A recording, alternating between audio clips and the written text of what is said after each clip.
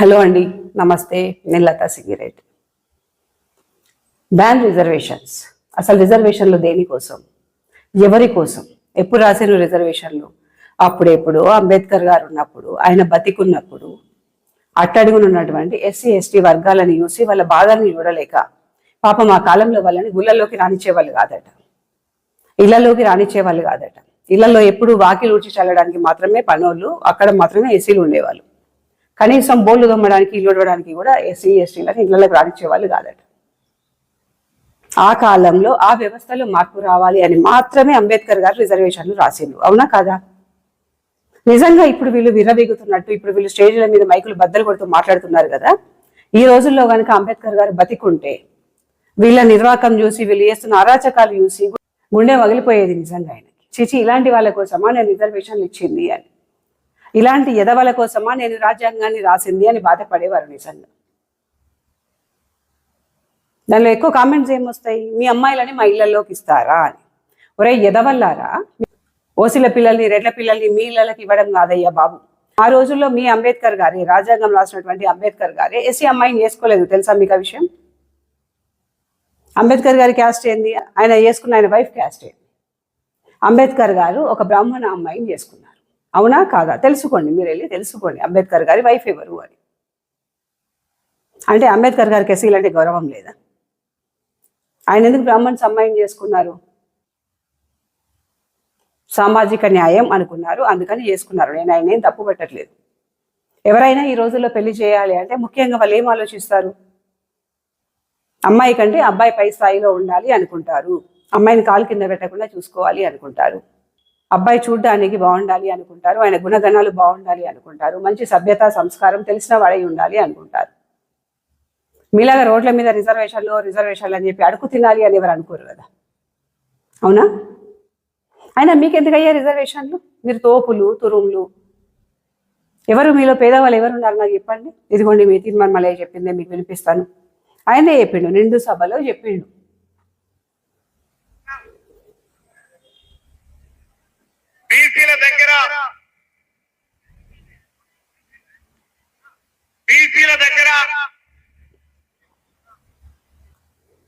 ఆయనకి ఇద్దరు గన్మెన్లు, ఓపీఏ గన్నులు.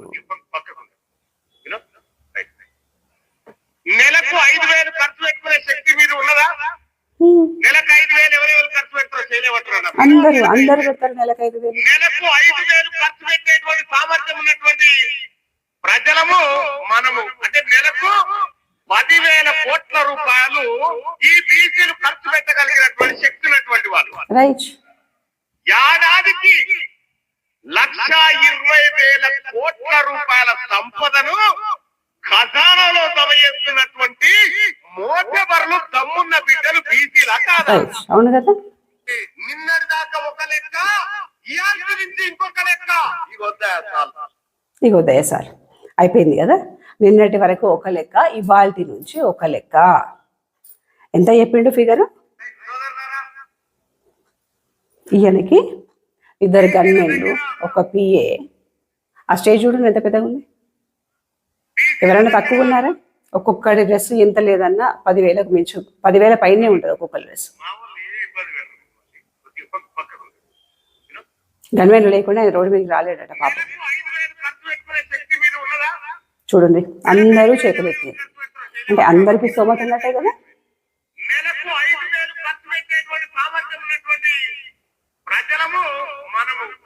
మీకెందుకు రిజర్వేషన్? నెలకి 5,000 ఖర్చు పెట్టేటువంటి స్తోమత ఉన్నటువంటి మోతేబార్లు. అవునా? నెలకి 10,000 కోట్ల రూపాయలు, 10,000 కోట్ల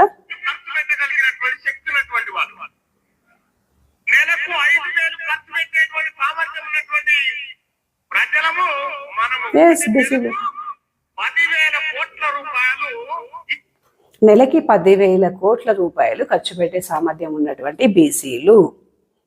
నెక్స్ట్, అంత శక్తి ఉన్న వాళ్ళకి రిజర్వేషన్ లేదు.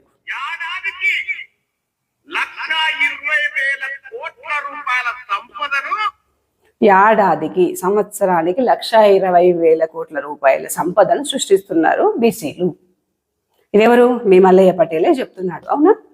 ఇంత సంపదను సృష్టించే మీకు నెలకు 5,000 ఖర్చు పెట్టుకోగలిగే, వ్యక్తిగతంగా నెలకు 5,000, జాతి కోసం నెలకు 5,000 ఖర్చు పెట్టే సొమ్మతున్న మీకు ప్రభుత్వం ఎందుకు రిజర్వేషన్లు ఇవ్వాలా? లేని వాళ్ళకి ఇవ్వాలి కదా రిజర్వేషన్లు. ఇంత ఉన్న మనకెందుకు రిజర్వేషన్లు కదా? వదులుకుందాం, మనం రిజర్వేషన్లు వదులుకుందాం. అంబేద్కర్ గారి ఆశయ సాధన కోసం అంబేద్కర్ గారు చెప్పినట్టు అట్టడుగున ఉన్నటువంటి వాళ్ళకే ఇద్దాం.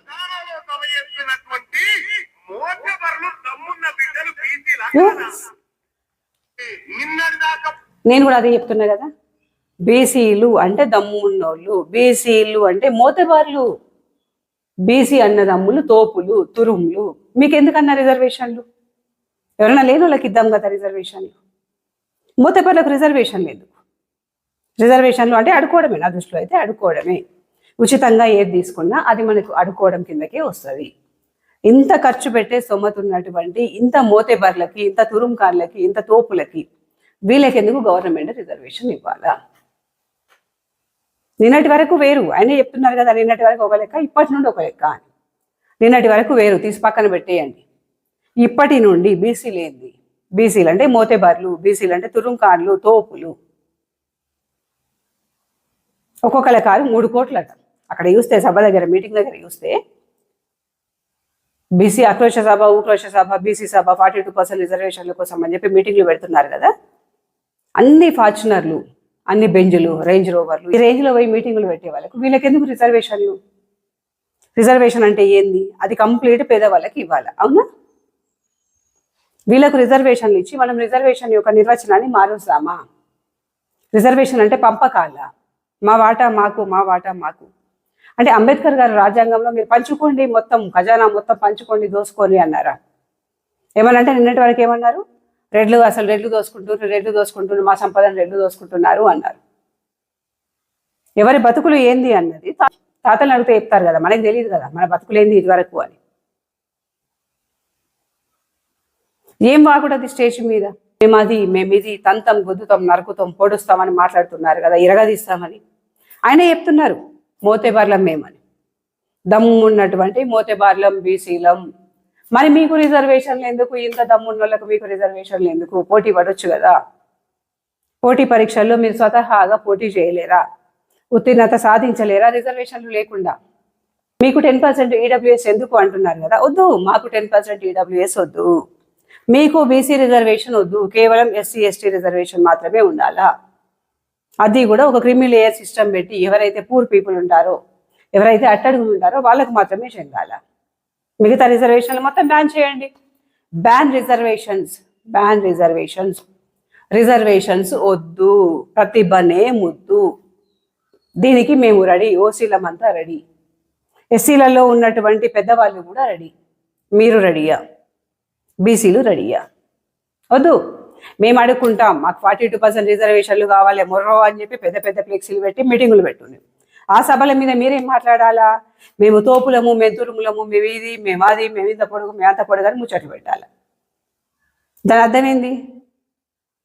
అంటే మీరు మీటింగులు పెట్టుకునేటప్పుడేమో మీరు తోపులు, తురుములు ఇవన్నీ, మళ్ళీ రిజర్వేషన్ల దగ్గరికి వచ్చేసరికి మాత్రం అడుక్కోవాలి. మెయిన్గా గమనిస్తే అక్కడ బ్యానరే 42% రిజర్వేషన్ కోసం అని ఉంటుంది. వీళ్ళు ముందటికి వచ్చి మేము తోపులము, మేము తురుములము అంటారు.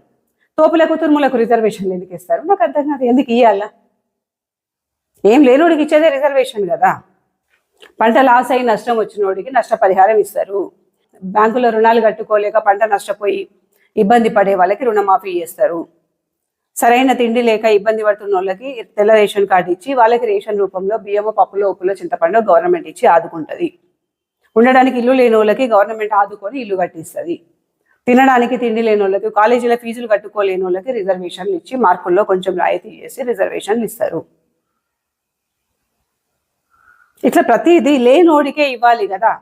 మీరే చెప్తున్నారు మేము మోతెబార్లము, మేము తురుంకాళ్ళము, మేము పెద్ద, మేము ఇది, మేము అది. నిన్నటి వరకు ఒక లెక్క, ఇవాళ వరకు ఒక లెక్క అని. నిన్నటి వరకు అయ్యా బాంచన అనేసి చేతులు కట్టుకున్నటువంటి తాతలు ఉండే. ఈ రోజు మీరు బెంచ్ కార్లలో, రేంజ్ రోవర్లలో తిరుగుతున్నారు కదా, మీకు ఎందుకు అయ్యా రిజర్వేషన్లు? ఇందాక వీడియోలో మళ్ళీ ఏం చూసారు కదా, ఆయనకి 2 గన్మెన్లు, ఓపీఏ, 3 మనుషులు ఉంటారు. అంటే 3 మనుషులకి గవర్నమెంట్ జీతం ఇచ్చి పోషిస్తున్నది. ఈయన ఇంకో 10 మందికి కాలేజీలో సీట్లు ఇప్పించలేడా? ఇంకో 10 మంది బీసీలను ఆదుకోలేడా? పేద బీసీలని. ఇలాంటి ఆయన ఒక కాలేజీ పెట్టి ఆయన 3 కోట్లు పెట్టి కారు కొనుక్కునే బదులు 6 కోట్లు పెట్టి విల్లా కొనుక్కునే బదులు అదే డబ్బులతో ఒక కాలేజీ పెట్టి పేద విద్యార్థులను చదివిపియలేడా? ఎందుకు అది మాత్రం రెడ్లు చేయాలా? బాగుంది.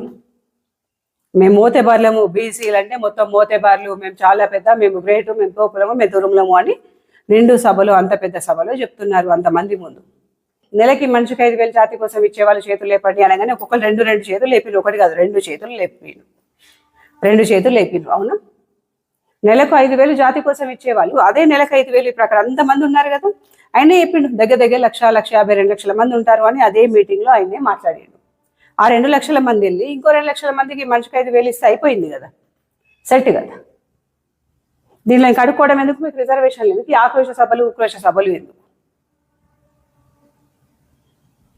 బ్యాన్ రిజర్వేషన్స్ అనేది వద్దు. రిజర్వేషన్స్ని రద్దు చేయాలా? రిజర్వేషన్స్ వద్దు. ప్రతిభనే ముద్దు. దేనిలో అయినా కూడా కాంపిటీషన్. పోటీ పడండి, చదువుకోండి. వీళ్ళకున్నట్టే మీకు కూడా 2 కాళ్ళు 2 చేతులు ఉన్నాయి కదా. మీరు పెద్ద పెద్ద మోతేబార్లు కదా. మేమంటే ఏదో వలస వచ్చినా, మీరే చెప్తున్నారు కదా. మా చరిత్ర ముందు వీడియోలో పెట్టినా చూసుకోవచ్చు. మోతేబార్లు కదా. మీ మోతేబార్ల పిల్లలు ఇంకెంత పెద్ద మోతేబార్లు అయి ఉంటారు. చదువుకొని పోటీ పడవచ్చు కదా. వీళ్ళకంటే ఇంకో 10 మార్కులు ఎక్కువ తెచ్చుకోవచ్చు కదా. సీట్లన్నీ మీరే కొట్టొచ్చు కదా. ఎలక్షన్స్లోకి వచ్చేటప్పటికి మొత్తం జనరల్ ఉంటుంది. ఓన్లీ ఎస్సీ ఎస్టీ రిజర్వేషన్ మాత్రమే ఉండి మిగతా మొత్తం జనరల్ ఉండాలా? పోటీ చేయండి, ఖర్చు పెట్టండి, గెలవండి. ఇంకా వండర్ తెలుసా, వీళ్ళు ఇక్కడ ఇన్ని మైకులు బద్దలు కొడుతున్నారా? ఇప్పుడు ఎలక్షన్స్ కదా, అవి ఊర్లలో సర్పంచ్ ఎలక్షన్స్ జరుగుతున్నాయి కదా. ఆ ఎలక్షన్స్ కోసం అని చెప్పి కామన్గా క్యాజువల్గా మన ఊర్లలోకి వెళ్తే అక్కడ మాకెంత ఇస్తావు అని చెప్పి గడపల ముందు కూర్చొని తెలంగాణ 5 ఇస్తారా 10 ఇస్తారా, వాళ్ళు ఇంత ఇచ్చిండ్రు వీళ్ళంత ఇచ్చిండ్రు, మీరు ఇస్తేనే ఓటేస్తాం లేకపోతే లేదు అనే వాళ్ళందరూ వీళ్ళే. ఎస్సీ ఎస్టీ పెద్ద మనుషులు అడగాలంటే ఇబ్బంది పడుతున్నారు. అయ్యో పాపం మాకంటే కులంలో పెద్దోళ్ళు కదా, వాళ్ళని మేము అడగలేము అనేసి అయ్యో బాధ్యత మీరు ఎంతో కొంత తీసుకుంటాం అంటున్నారు. ఇక ఓసీలేమో అసలు అడగడానికి ఇబ్బంది పడతారు. వాళ్ళు ఎవరు అడగరు, నాకు తెలిసి ఓసీలు ఎవరు నోర్లు తెలిసి అడగరు.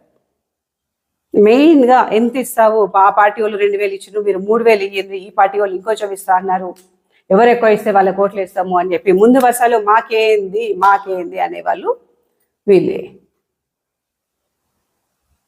కనుక్కోండి కావాలంటే. ఇప్పుడు నేనంటే తప్పు పట్టుకుంటారు, కానీ వాస్తవం అది. నేను మాట్లాడుతుంటే ఒక్కొక్కరికి జల్లెడతో గీకే దాని మీద కారం పొడి జల్లినట్టు ఉంటుంది, నాకు తెలుసు అది. కానీ వాస్తవాలు కొద్దిసేపు వీడియో పక్కన పెట్టి మీరు ఊళ్ళలోకి వెళ్ళి చూడండి అక్కడ ఏం జరుగుతుందో. అంతేందుకు మీ యూట్యూబ్లో మీరు వీడియోలు రీల్స్ ఓపెన్ చేసినప్పుడు దానిలో కూడా కనిపిస్తుంది. మీ ఊరిని డెవలప్ చేస్తాము, నేను మీకు సేవ చేస్తాను, నేను మీ ఊరికి హాస్పిటల్ తీసుకొస్తా, నేను మీ రోడ్లు మంచిగా చేస్తా అని అడిగితే మాకేమొస్తుంది, మాకు ఇప్పుడు ఏమి ఇస్తావో చెప్పు అని అడిగే వాళ్ళే ఉన్నారు. ఇది పరిస్థితి. ఇట్లా అడిగే వాళ్ళలో ముందు వరుసల్లో ఉంది బీసీ అన్నదమ్ములే. నేను మళ్ళీ చెప్తున్నా, బీసీ అన్నదమ్ములే, బీసీ కుటుంబాలే. ఎస్సీ ఎస్టీలు భయపడుతున్నారు, ఓసీలు ముందుకు రారు, నోరు తెరిచి అడగరు. ఏదైతే ఈ ఓటుకు నోటు తీసుకునే వ్యవస్థ ఉందో ఇది మెయిన్గా స్టార్ట్ అయ్యేది వీళ్ళ గడపల్లోనే. కానీ ఒప్పుకోరు వాళ్ళు. రేవంత్ రెడ్డిని ఓటుకు నోటు, రేవంత్ రెడ్డి ఓటుకు నోటు. రేవంత్ రెడ్డి ఎవరికి ఇచ్చిండు? తీసుకుంటేనే కదా ఆయన ఇచ్చింది. తీసుకోకుండా ఓట్లు వేయలేరా? ఇప్పుడే కదా ఎలక్షన్స్ వచ్చినాయి, మీరు ఇన్ని మైకులు బద్దలు కొడుతున్నారు, ఇన్ని మీటింగ్లు పెడుతున్నారు, ఇంత ఖర్చు పెట్టుకుంటున్నారు. మీ పైసలే అనుకోండి, మా ఏం కాదు. ఇన్ని పైసలు ఖర్చు పెడుతున్నారు, ఇన్ని మీటింగులు పెట్టి మైకులు పలిగేలాగా అరుస్తున్నారు కదా. ఈ అరుసుడు ఏదో ఊళ్ళలో ఉన్నటువంటి మీ పెద్ద మనుషులకు చెప్పొచ్చు కదా. ఈ ఎలక్షన్స్లో చూపియండి, మీ సత్తా ఏందో చూపియండి. పైసలు తీసుకోకుండా ఓట్లు వేయండి. జనాల్లో కూడా బీసీలే పోటీ చేయండి, మొత్తం మీరే గెలవండి, గెలిచి చూపియండి మీ సత్తా ఏందో. ఇక్కడ అరుస్తే ఏమొస్తుంది నాకు అర్థం కాదు. ఇక్కడ అరిసే వాళ్ళు అరుస్తూనే ఉన్నారు, అక్కడ జరుగుతూనే ఉంది. ఇచ్చే వాళ్ళు ఇస్తున్నారు, తీసుకునే వాళ్ళు తీసుకుంటున్నారు. ఇంకో 4 రోజులైతే ఎలక్షన్స్ అయిపోతాయి. అయిపోయినాక రిజల్ట్స్ చూడండి, మళ్ళీ యాజ్ టీజ్ ఉంటాయి. మాతే 4-5 సీట్లు మాతాయేమో, 5% 10% మార్పు వస్తుందేమో, కానీ మళ్ళీ మొత్తం యాజ్ టీజ్గా సేమ్ రిజల్ట్ ఉంటుంది.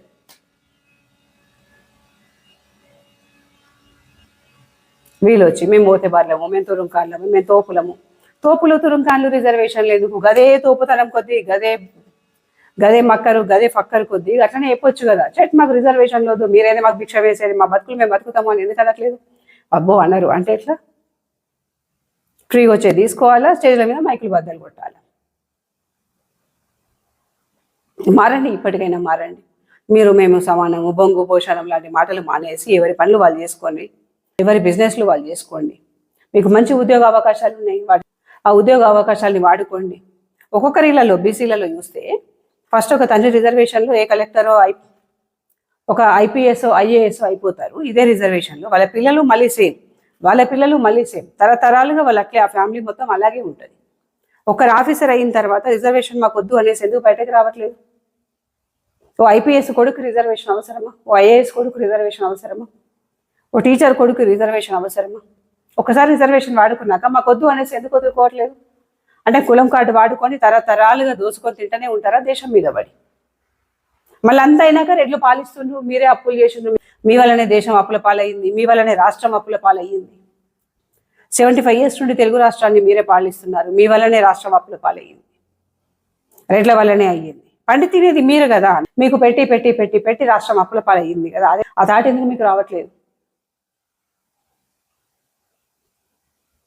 రెడ్లు దోసుకుంటున్నారు, రెడ్డి నాయకులు దోసుకుంటున్నారు. మీరు ఫ్రీగా కావాలి, ఉచితాలే కావాలి అంటే మీకు ఇంత కోతి కొబ్బరి చిప్పేసినట్టు మీకు ఇంతేస్తున్నారు. వాళ్ళు దోసుకునేది వాళ్ళు దోసుకుంటున్నారు, వెనకాల దాచుకుంటున్నారు.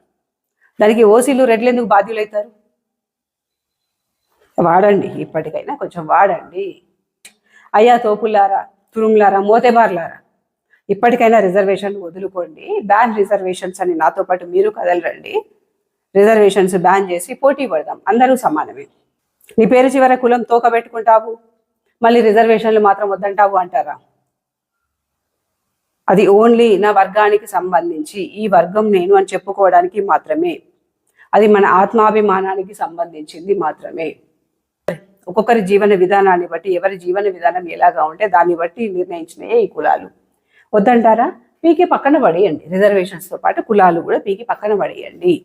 తర్వాత మీరే అంటారు మళ్ళా, మీ బీసీలలోనే ఉన్నాయి, చాలా ఉన్నాయి కులాలు, కమ్మరి, కుమ్మరి, చాకలి, యాదవు, గౌడ అనుకుంటూ మీ దానిలోనే చాలా కులాలు ఉన్నాయి. మీరే ఓటుకు చేస్తున్నారు, మీరు వచ్చి మాకు చెప్తున్నారు. మీ దానిలోనే చాలా కులాలు ఉన్నాయి, ఏబిసిడి వర్గాలు ఉన్నాయి, మీకు తెలిసిందే కదా.